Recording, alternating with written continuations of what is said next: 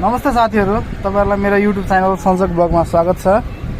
आज म एउटा भिन्दै प्रकारको रेसिपी लिएर आएको छु। आज म चना, हाम्रो अर्ग्यानिक घरको अर्ग्यानिक प्रोडक्सन भएको चना बनाउँदै छु।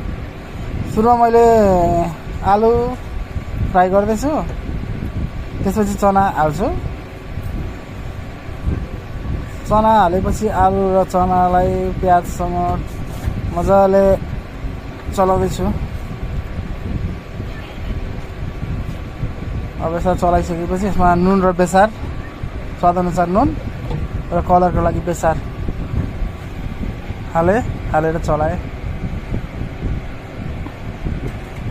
चलाउँदैछु, मजाले चलाउँदैछु। अब अदुवा लसुनको पेस्ट र खोर्सानी पनि यसमै छ र सब्जी मसला, 2टा टमाटर र थोरै सब्जी मसला राखेँ। सब्जी मसला राखेर चलाएर पानी हालेर छोडिदिएँ। अब कुकरमा सिटी लाग्दैछ।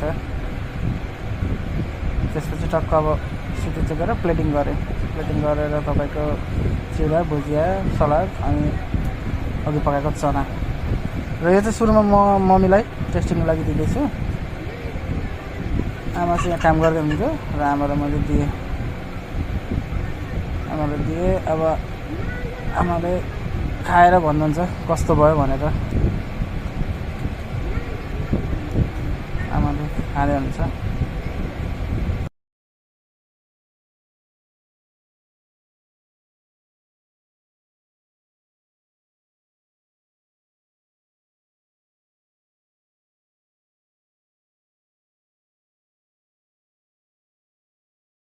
यसपछि मैले कञ्चनलाई दिएँ। कञ्चनले पनि खाँदैछन्। लाई पर्छ, बुढीले खाँदैछन्। अब मैले छोरीलाई दिएँ। छोरीलाई पनि मिठो लाग्यो अरे चना, चिउरा, भुजिया। Thank you for watching.